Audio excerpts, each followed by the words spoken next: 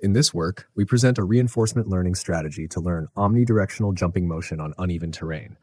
An optimal jump trajectory can be computed within a few milliseconds, unlocking real-time usage with current controller rates. The main advantage of the proposed approach is a dramatic reduction of the training duration without sacrificing system performance. The ability to jump is crucial for overcoming obstacles that exceed the reach of robot leg extension and cannot be handled by conventional gait patterns, such as trot or walk. Evolutionary priors from mammals suggest that a jump can be split into 3 phases. The thrusting phase, where the legs first compress and then explosively extend, accelerating the center of mass upward and forward. The flight phase, where the motion follows ballistic dynamics and is governed solely by gravity. And the landing phase, where ground contact is re-established while absorbing impact forces. 2 key events define these transitions: liftoff and touchdown. Jumping is challenging for robots because it requires operation near physical limits while satisfying multiple constraints. Physical constraints such as joint range limits and actuation capabilities, environmental constraints like foot-ground friction, and dynamic constraints such as conservation of momentum while airborne.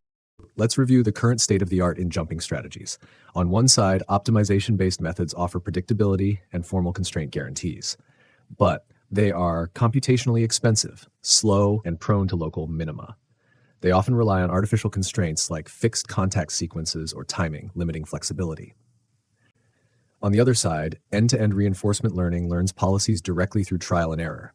It enables real-time execution but produces unpredictable results, has high training costs, and lacks safety guarantees.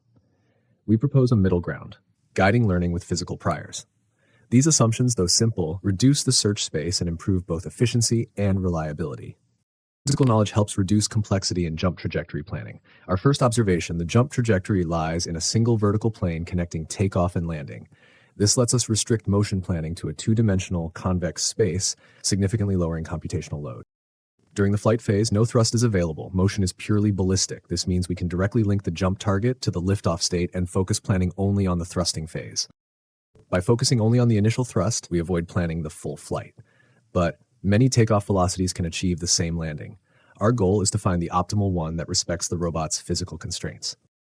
We model the thrust trajectory as a compression followed by a rapid extension, mimicking natural jumps. A third-order Bézier curve parametrizes the motion. It captures compression from an extended pose, maximizing joint use for acceleration. The Bézier control points link directly to the center of mass position, velocity, and orientation at liftoff. Our reward function combines accuracy and constraint satisfaction.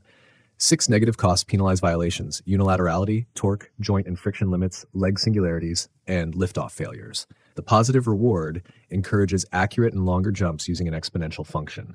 The total reward balances physical feasibility with performance. Here is the full reinforcement learning pipeline.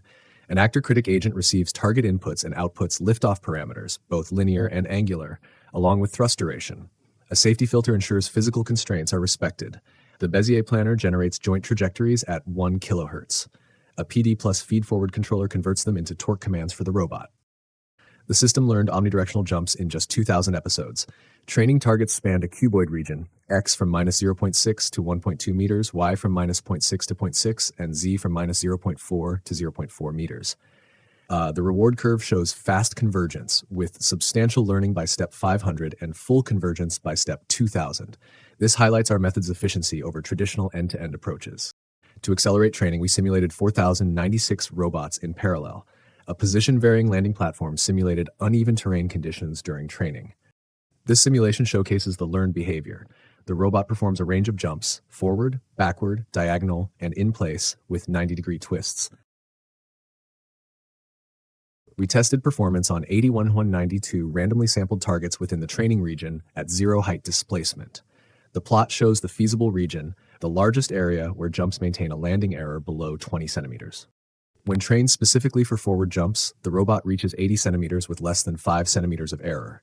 The performance remains consistent across the feasible region and closely matches ideal jump behavior. Here we assess diagonal jumps involving motion in multiple directions.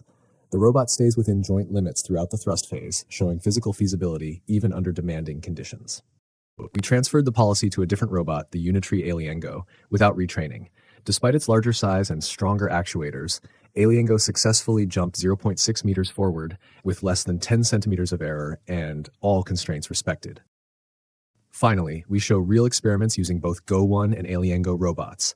Forward, backward, and composite diagonal jumps were performed and repeated 10 times per category.